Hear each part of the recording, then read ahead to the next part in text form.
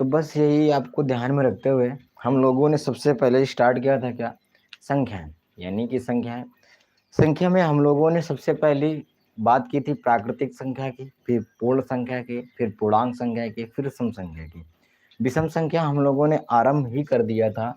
कुछ हम लोगों ने विषम संख्या के बारे में जान भी लिया था, लेकिन विषम संख्या कुछ किसी भी कारण से नहीं हो पाई थी पूरी।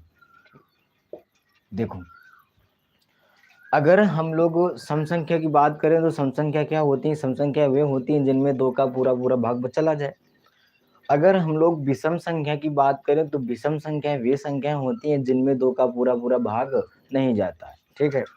अगर हम इसकी इंग्लिश लिखें तो इसको हम कहते हैं ऑड नंबर। क्या कहते हैं? Odd number. ठीक है। वे संख्याएं जिनमें 2 का पूरा पूरा भाग नहीं जाता है,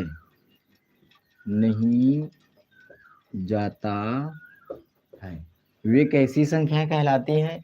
तो वे सारी की सारी संख्याएं तुम्हारी विषम संख्याएं कहलाती हैं। कैसी संख्या कहलाती हैं? विषम संख्या। यानी कि वे संख्याएं जिनमें अगर हम 2 का भाग दें और 2 का भाग देने पर अगर पूरी तरीके से नहीं कट रही हैं तो वो फिर संख्या जो होगी वो कौन सी होगी? तो वो संख्या फिर तुम्हारी होगी विषम संख्या। कौन सी संख्या? विषम संख्या। ठीक है। अगर हम लोग बात करें कि विषम संख्या को प्रदर्शित किस लेटर से करते हैं, तो देखो विषम संख्या को हम लोग ऑड नंबर कहते हैं, और ऑड का यही ले लो क्या, ओ। क्या ले लो? ओ। यानी कि विषम संख्या का हम लोग ओ से प्रदर्शित करते हैं। ठीक। अगर हम इसी के एग्जाम्पल की बात करें तो एग्जाम्पल, एक बात याद रखना क्या, कि विषम संख्या जो है वो तुम्हारी 0 नहीं है। विषम संख्या जो है वो तुम्हारी 0 नहीं है। ठीक है। अगर 0 पूछा जाए है क्या, तो 0 तुम्हारी पूर्ण संख्या है, क्योंकि हमने बताया था कल कि अगर प्राकृतिक संख्या में 0 को ऐड कर दिया जाए तो वो तुम्हारी कौन सी संख्या बन जाती है? तो पूर्ण संख्या बन जाती है। ठीक है। और सबसे छोटी पूर्ण संख्या भी 0 मानी गई है। ठीक। तो अगर हम एग्जाम्पल की बात करें तो एग्जाम्पल में जो है, इतना याद रखना कि माइनस की भी विषम संख्याएं होती हैं, और माइनस की अगर विषम संख्याएं होती है तो जैसे -1 हो गया, -3 हो गया, -5 हो गया, -7 हो गया, ये सारी की सारी माइनस की विषम संख्याएं हो जाएंगी। और अगर प्लस की बात की जाए, जैसे 1 हो गया, 3 हो गया, 5 हो गया, 7 हो गया, 9 हो गया, और बहुत सी सारी संख्याएं हो जाएंगी जिनमें 2 का पूरा पूरा भाग नहीं जाएगा। ठीक है।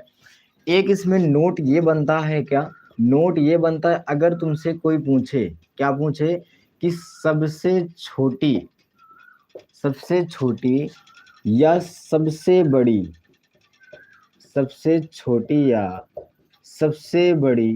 विषम संख्या बताओ। क्या बताओ? विषम संख्या बताओ। तो लिखना तुम्हें क्या है कि तुम्हें बताना क्या है कि जो सबसे छोटी विषम संख्या और सबसे बड़ी विषम संख्या है वो हम ज्ञात नहीं कर सकते।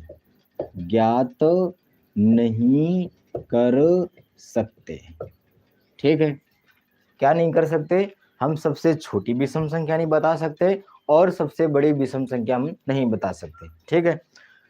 तो ये तुम्हारा नंबर 1 पॉइंट में था, यानी कि नोट पॉइंट 1 था। दूसरा नोट पॉइंट क्या है? दूसरा नोट पॉइंट ये है क्या, कि अगर हम क्या विषम संख्या को विषम संख्या में जोड़ें, क्या करें, अगर हम विषम संख्या को विषम संख्या में जोड़ें, क्या विषम संख्या आएगा? क्या विषम संख्या आएगा? तो एग्जाम्पल के तौर पर क्या ले ले, एग्जाम्पल के तौर पर ले लो 1 और 3, जोड़ोगे तो कितना आएगा? 4।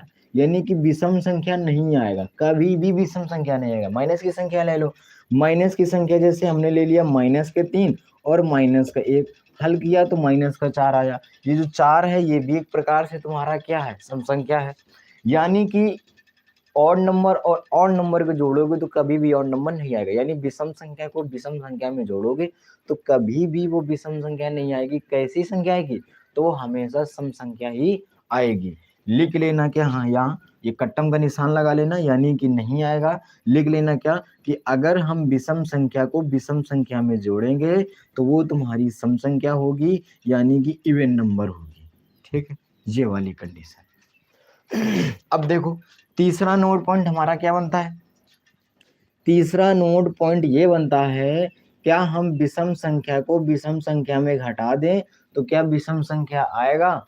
एग्जाम्पल के तौर पर समझ लेते हैं, मान लो हमने एक 3 ले लिया और फिर से हमने एक 3 ले लिया, घटाओगे तो बोलो कितना आएगा, 0। क्या 0 तुम्हारी विषम संख्या है, तो 0 विषम संख्या नहीं है, पूर्ण संख्या है।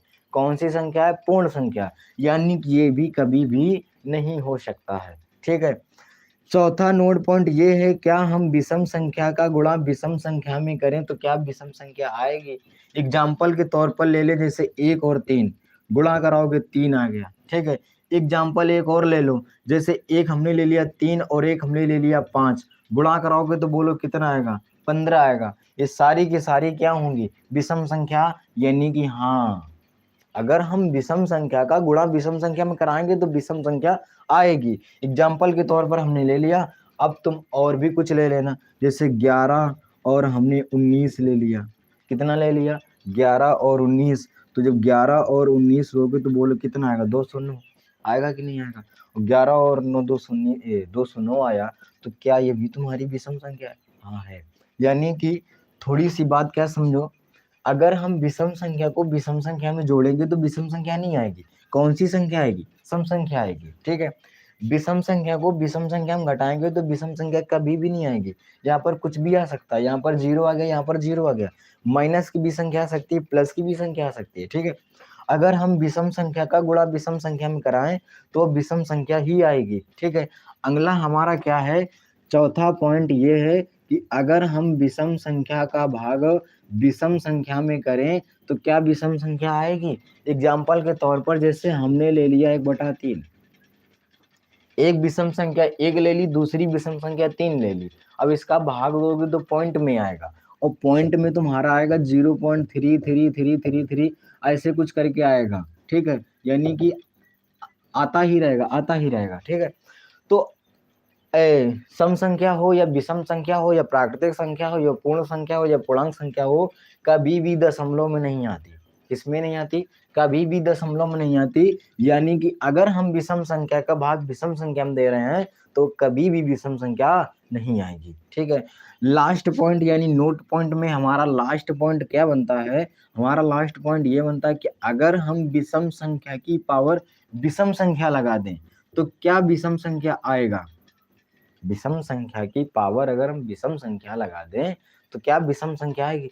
देखते हैं एग्जाम्पल के तौर पर, मान लो एक हमने विषम संख्या 5 ले ली और पावर में हमने विषम संख्या 1 ले ली, जब हल करोगे तो हमें पता है 5 ही आना है। क्या आना है, 5 ही आना है।